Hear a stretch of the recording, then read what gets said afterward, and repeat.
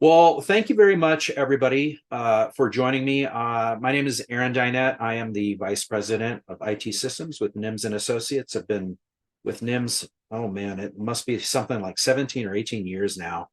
And yeah, I'd really like to thank you for taking some time out of your day to talk through these best practices and recommendations.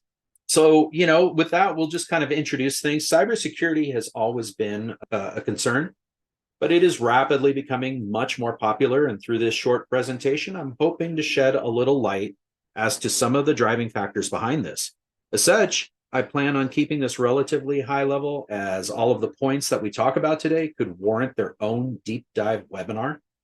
My goal today is really to talk about the problems that we all face, explain a little bit as to why it's important to take notice, and ultimately discuss some solutions. So we'll start today with a discussion of cybersecurity today. Then we'll move into backups versus disaster recovery. We'll talk a little bit about what you get out of the box with an initial subscription to Microsoft 365. Talk through the default policies that come standard and what the addition of Defender for Microsoft 365 can add. And then finally, a couple third-party solutions that I really like, and I believe that it will assist in some of these challenges with backup and security. So with that, we'll just kind of move on into this. What is cybersecurity? Well, cybersecurity can be defined as the application of technologies, processes, and controls to protect your systems, networks, programs, devices, and data from cyber attacks. To put it simply, it aims to reduce the risk of cyber attacks and protect against the unauthorized exploitation of your systems, networks, and technology. Why is cybersecurity important? To put it simply, the costs of cybersecurity incidents are rising. Organizations that suffer a cybersecurity incident may face significant fines. If that's not bad enough, there are also additional non-financial costs that need to be considered. For example, reputational damage and business relationships. Cyber attacks continue to grow in sophistication, with attackers using ever-expanding variety of tactics. These include the most common of phishing, man-in-the-middle, social engineering, and of course, malware or malicious software. More recently, the introduction of AI, or artificial intelligence, at a more advanced level in attack vectors and campaigns have seriously changed the nature of the battlefield. So when dealing with cybersecurity insurance or public dissemination of a cybersecurity incident, new regulations and reporting requirements make risk oversight, a popular phrase in security circles, a difficult challenge to overcome. There must be assurance that a company's cyber risk strategy will reduce the danger of attacks and limit financial and operational impact. One of the easiest ways to gain this assurance, especially when dealing with cybersecurity insurance, is the implementation of end-user training. Regardless of whether or not your company chooses to participate in cybersecurity insurance, end-user training really is no longer an option and should become a requirement. Your best defense, and ironically, your biggest weakness, will always be with your end users. So with that, let's talk a little bit about awareness versus understanding. So what does it mean to be aware? Awareness can be defined as the knowledge and understanding that something is happening or exists. Without awareness, it is impossible to properly protect against all the nasty ways that a company is at risk. It really is important to create awareness-based security postures. Some of you may know this popular quote, "Knowing is half the battle." So on the coattails of that statement, we can say that the key to an awareness-based security posture lies in its understanding. We need to understand the nature of the risks, understand the consequences should an incident occur, and understand the measures that should be taken to mitigate these risks and incidents. Without understanding, when dealing in the realm of cybersecurity, that leads to risk oversight, which ultimately places a company in a much more likely position to experience a cybersecurity incident. Cybercrime is a big business. Okay, so we've identified the problem. Now for the scary part of the presentation as to why we need to be concerned. According to Cybersecurity Ventures, and based on a publication that they released, Cybercrime is predicted to cost the world approximately $8 trillion US this year alone. Are some of you saying, whoa? Because I certainly did. If we were to measure this amount as a country, then cybercrime could be considered one of the world's largest economies, right up there with the United States and China. So how about this? The expectation is that the global cybercrime damage costs will actually grow by 15% per year over the next 3 years, reaching $10.5 trillion US annually by 2025. So back in 2015, we were only facing approximately $3 trillion US. So big business, yep, big, bad, scary, and fast growing. Here's something to think about. Based on analysis of consequential damages from previous years and associated attacks, it is estimated that 31% of business relationships will terminate as a result of a cybersecurity incident. I bet you're asking yourself right now, am I protected? Let's talk about the threat landscape that we all have to deal with. There are 3 very common vectors of attack that bad actors will typically use. These include man in the middle, data theft for profit, or the big bad of a total infrastructure shutdown. Typically, one of the easiest vectors is using your end users against you with a combo of phishing, social engineering, and ultimately man in the middle. So some of you may not know what man in the middle is. A man in the middle attack is a general term for when a perpetrator positions themselves in a conversation between a user and an application, like using email, for example. They would then eavesdrop or try to impersonate one of the parties, making it appear as if a normal exchange of information is underway. So how many times have you seen these types of phishing emails come in? All it takes is for one weak link to fall prey, click a link, open an attachment, or simply respond. The use of your end users as the primary weapon is by far the most popular and, frankly, the easiest way to initiate a malicious campaign. The goal of an attack is to steal personal information such as login credentials, account details, or anything else that can be used to gain some level of control. One of the scariest forms of an attack that encompasses all of these is ransomware. And let me tell you, it is every IT professional's nightmare to have to deal with that type of an attack. Even with proper recovery in place, damage from these types of attacks are always costly, and the aftermath is a long, drawn-out reality. So with that said, cyber risk must be managed. Every business has something to lose, and the attack surface that we have to keep an eye on is enormous. We're living in an age of hybrid and remote work. If the pandemic taught us anything, it's that there is an absolute need for companies to have an effective and secure means of working remotely, leveraging the cloud where it makes sense. So getting back to the focus of this webinar, Microsoft 365 has become a staple for business operations to thousands of companies. Many businesses rely heavily on Microsoft 365 to the extent it has become a primary communication, collaboration, and operations hub. For example, email, intercompany communications, video conferencing, calendaring, file sharing, mission-critical productivity applications. I mean, the list goes on and on. Consequently, Microsoft 365 is also increasingly becoming the primary data receptacle for a large swath of businesses through the use of Microsoft Teams, document libraries in SharePoint, and OneDrive Sync to emulate the similar experience of an on-premise file server. So who needs cybersecurity? Everyone does. So I'm going to leave you with one final thought before we step into the backup and DR portion of this webinar.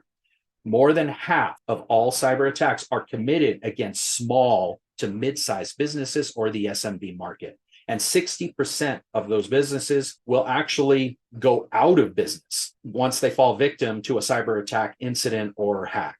The simple call to action is that we need to prevent risk oversight. Our business model has changed. It's no longer just about keeping the lights on. It's really about keeping the doors open.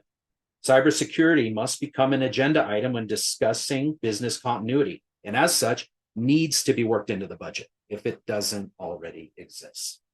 All right, so I know I spent a lot of time on the security aspect earlier, but in the grand scheme of things, it really has to start there. Now we are moving into the safety net or recovery of how we keep ourselves protected. As such, I'm going to try to move through this piece quickly, as most of us are familiar with backups and why they are important. I'd like to start by illustrating the difference between backups versus disaster recovery. So, what does backup mean? Backups refer to the process of making copies of data or data files to use in the event the original data or data files are lost or destroyed. Secondarily, a backup may refer to making copies of data that is infrequently accessed, such as an archive or for historical records to meet the requirements of a data retention policy. Okay, well, now that we know what backups are, what about disaster recovery? What does that mean? Disaster recovery in information technology is part of security planning and is developed in conjunction with a business continuity plan. To expand on that, disaster recovery is a set of policies and procedures which focus on protecting an organization from significant effects in case of a negative event, which could include cyber attacks. They can also include natural disasters or building or device failures. Having a disaster recovery plan helps in designing strategies that can restore hardware, applications, and data quickly for business continuity. So as you can see, we have now come full circle in that backup, security, and disaster recovery all come together to make up the framework for properly protecting a company. Let's quickly discuss how backups work and the differences between what is traditional versus how things work in the cloud. So I think most of us understand that the main mechanisms of how backups work essentially copy from the source and place into some destination. There are multiple ways to do this, but the most common is to start with a full backup, grab the changes with either a differential or an incremental scheme. In on-prem environments, you can deal with the data directly, or you have the option to perform a full system backup, which images an entire machine, complete with the applications, the operating system, everything that you need to rebuild should that machine fail. In the cloud, things work a little differently. Most, if not all, cloud backups start with a full backup and typically leverage a type of incremental backup that can be collapsed back into the full backup periodically.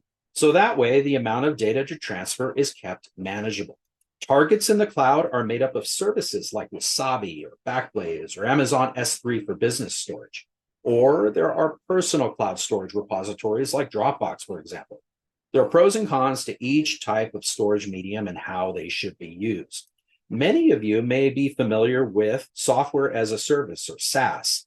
And it should be noted that some of these services may include some form of cloud backup, but more than likely they do not, or at least not out of the box. There might be options for additional charge or require extra effort on your part to ensure that the data is being backed up. We'll talk about this a little later with Microsoft 365, which is an example of software as a service, or could even be considered infrastructure as a service in some cases. And we'll talk a little bit how their backups work. So this next type of storage you may or may not have heard of, and that's immutable backups. This type of backup has a write once, read many mechanism that will not allow anyone or even storage administrators to overwrite or delete the data. Immutable backups are becoming more popular as ransomware exploits increase. So a final note on backups and best practices, it is widely accepted in the IT community that the 3-2-1 backup rule should be followed. And the rule works like this. Administrators should keep 3 copies of every backup. 2 of those backups should be kept in 2 different storage mediums that are easily accessible. And finally, at least 1 of those backup copies should be in offsite immutable storage. So that's kind of the skinny on backups and DR. So let's talk a little bit about what you get with a new subscription to Microsoft 365, or basically what comes out of the box. So the big question is does Microsoft 365 include backup?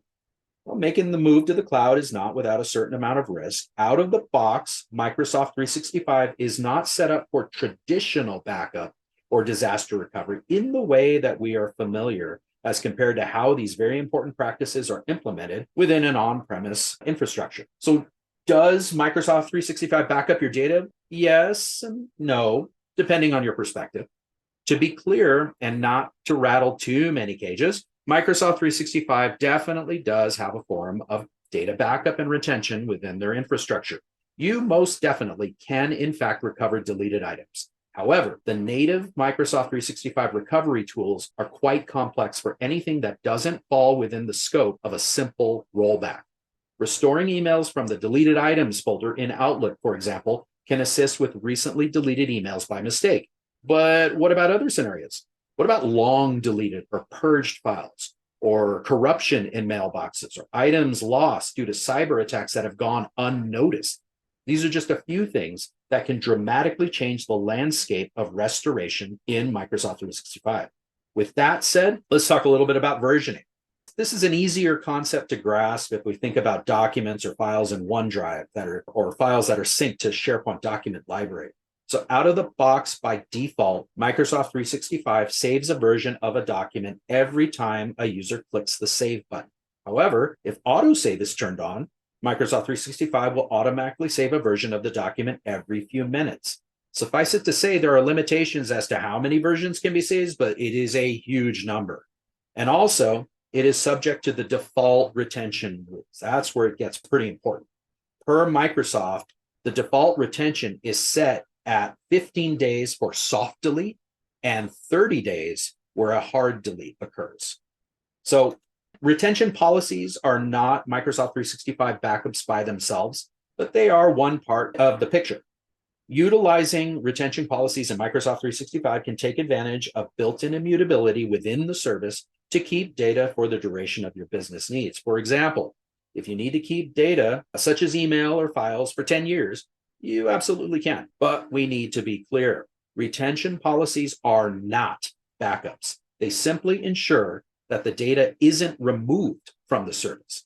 To take it further and ensure that the retained data cannot be removed, you must configure further policies like preservation lock policies, for example, in separate areas that deal with that aspect of your Microsoft 365 service. So as you can see, the main weakness in Microsoft 365 is how complex it is to understand in both setting up these policies and ultimately in how to recover the data. This is where a third-party backup solution can help, as backup products generally have a single interface to restore data and take the guesswork out of configuring and maintaining complex policies. Microsoft's core tooling for the recovery of data is aimed at empowering your users to first recover the data from their own accidental deletion, with longer-term or admin-driven restores being a much more complex process and well beyond what a traditional user is capable of. So let's talk a little bit about security. Does Microsoft 365 include security? Simply put, yes. Yes, it does. However, what comes out of the box can be considered, in my opinion, basic security. Ultimately, it really depends on your licensing as to what's included in the way of advanced policies and security. By default, all Microsoft 365 tenancies come with basic spam prevention in the way of SPF, or Standard Policy Framework, MFA, which is multi-factor authentication, and built-in security defaults across the tenancy. For some companies, this may be enough to protect against the most common of threats. However, we are now living in a world where attacks are being intelligently crafted, driven by AI or artificial intelligence, and in a lot of cases have found ways either around or actually working with these built-in protections to pull off a successful campaign.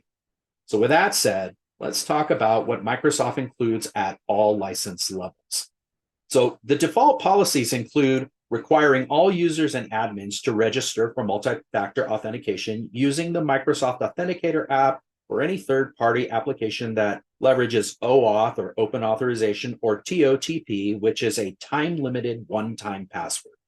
As such, users will be challenged with MFA, mostly when they show up on a new device or app, but more often for critical roles and tasks. So legacy mail protocols like IMAP or POP3 or old school SMTP that can't handle MFA are strictly disabled.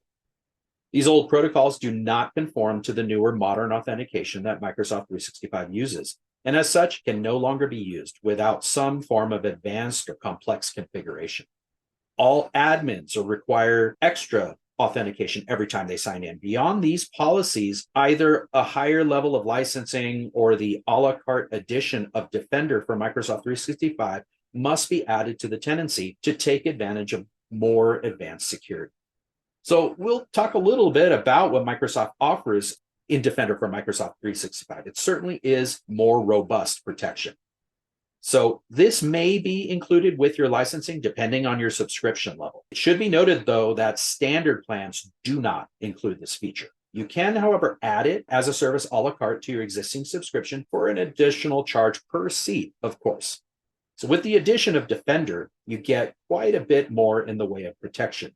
Safe attachments, safe links are certainly worthwhile additions, but what I really like about this plan is the addition of DKIM and DMARC in conjunction with SPF. So briefly, SPF, or Sender Policy Framework, is an email authentication method which ensures the sending mail server is authorized to originate the mail from the email sender's domain. This comes out of the box with all subscriptions. However, by itself, its effectiveness just isn't up to the challenge of dealing with the rampant spoofing that persists in the cyber world. That's where DKIM and DMARC come into play. So DKIM, or Domain Keys Identified Mail, is an email authentication method designed to detect forged sender addresses in email.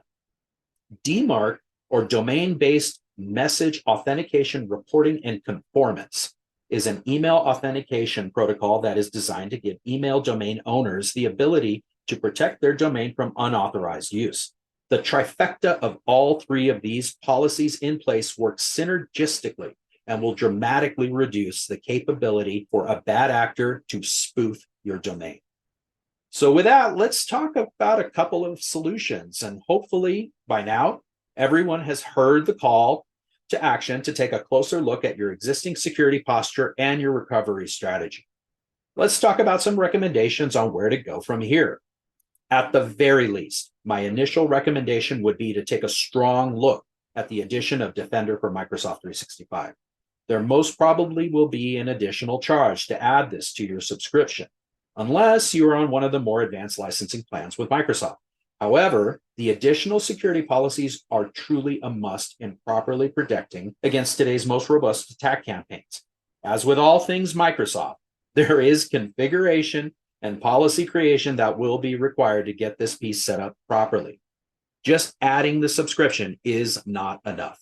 Also, this would only be an augmentation for security and does not address the backup portion beyond standard versioning and the hard limit of 30 days for recovery. For that, advanced policies for preservation of data must be created, fine-tuned, and managed going forward. So if that sounds a bit daunting, I'd like to also recommend a third-party backup solution that we at Nims and Associates have really been impressed with. It is called Hornet Microsoft 365 Total Protection Enterprise Backup. I know it's a mouthful. What I like most about this subscription is that it provides a single all-encompassing solution to both advanced security and backup across the entire tenancy in Microsoft 365. And finally, the last solution I'd like to recommend goes towards the critical piece of security awareness training. And this third-party solution is called KnowBe4. So their tagline is human error conquered, and does exactly that with simulations, internal reporting, and training. Let me wrap up this little webinar with a little more detail on these last two third-party offerings. So first up, we're going to talk about Hornet. Working with Hornet is quite a bit easier with their built-in tools and management dashboard.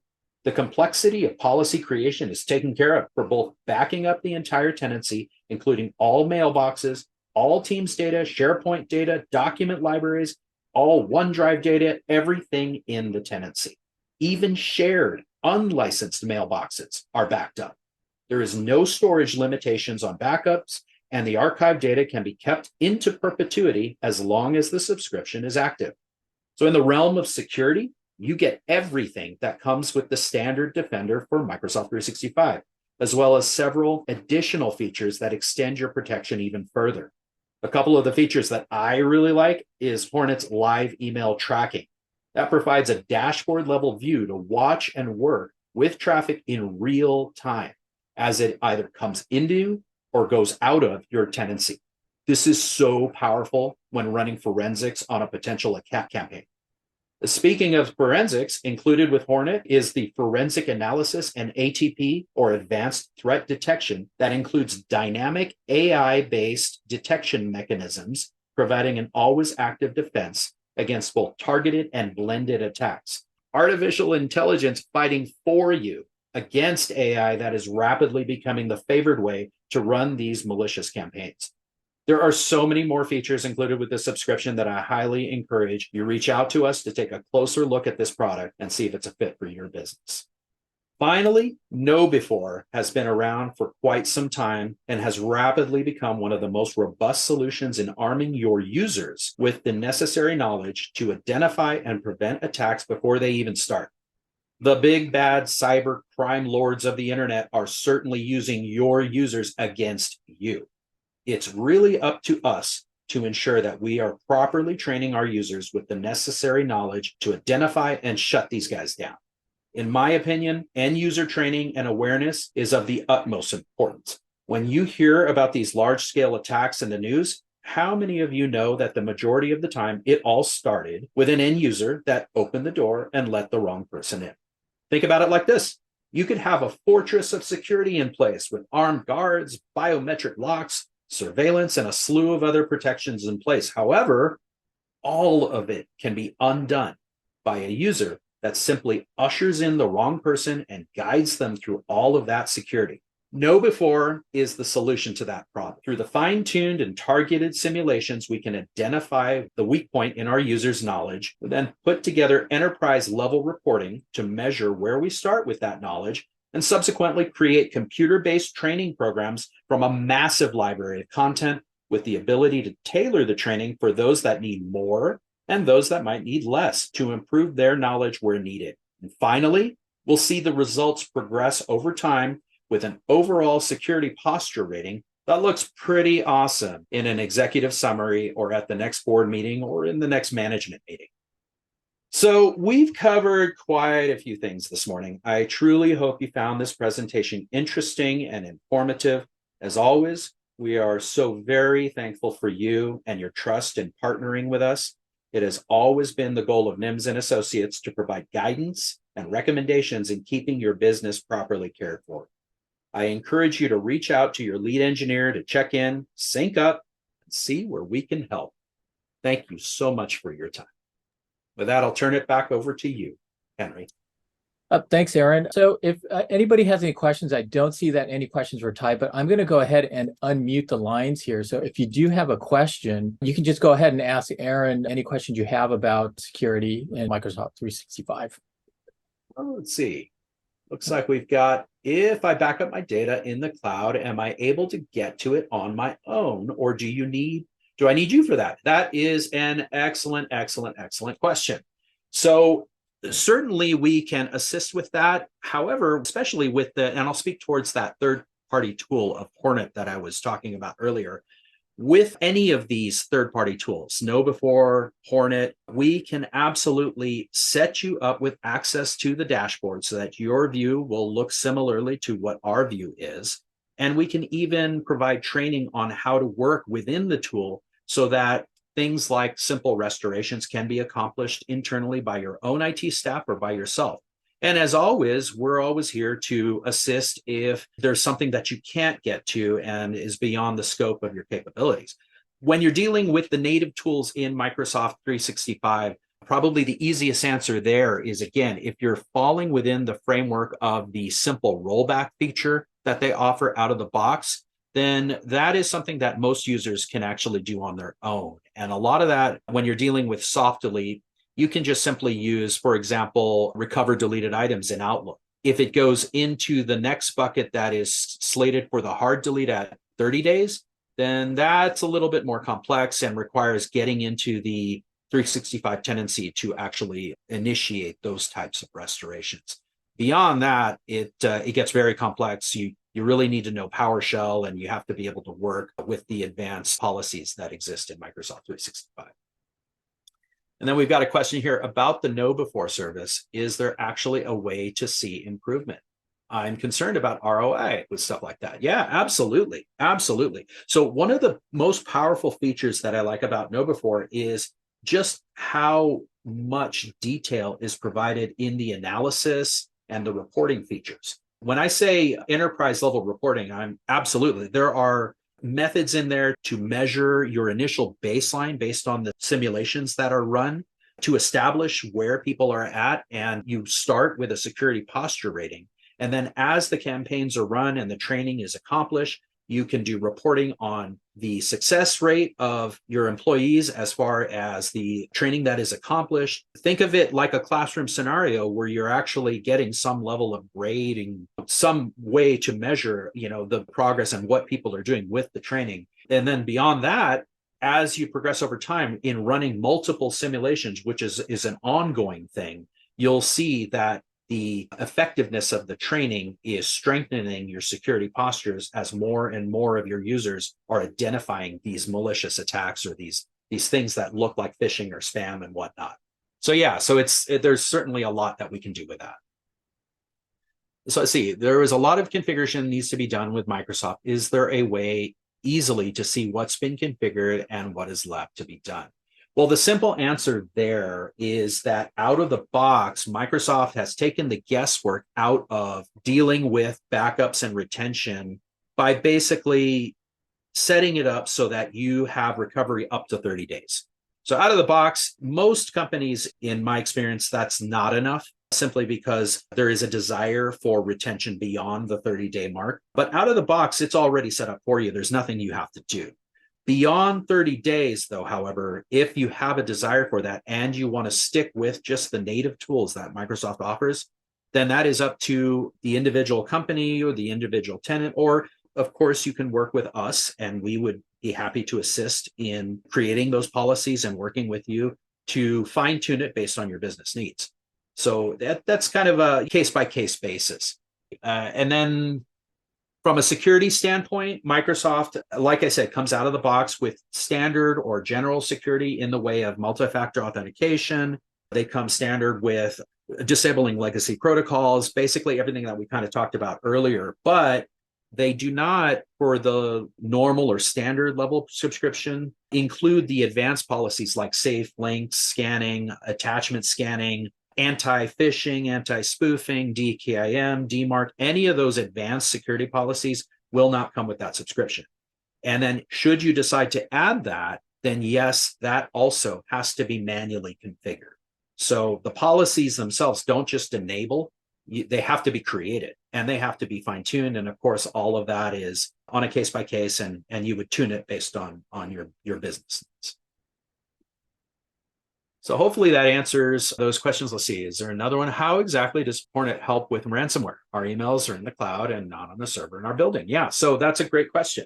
So what Hornet does, again, it's a method of backing up your Microsoft 365 with the ability to provide a space where the backups are immutable. So what that means is essentially your information, your data will be protected outside of the Microsoft 365 tenancy in a storage repository into perpetuity, and then you can set controls or length of time or retention policies on that data, and that data will never change. It won't overwrite, nothing happens to it. So in the form of ransomware, where something gets corrupted or encrypted, and now we are in this situation where we need to restore back to something that is not encrypted, the danger with normal or regular backup software, where you're syncing things to the cloud, say, like, for example, let's just talk about Dropbox as a personal storage backup.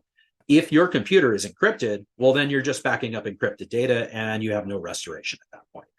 Hornet solves that for you by, again, pulling that data out, storing in its own immutable storage, and you can always roll back to a different version based on the policies that are set up. Okay. Any other questions that I can address for you all?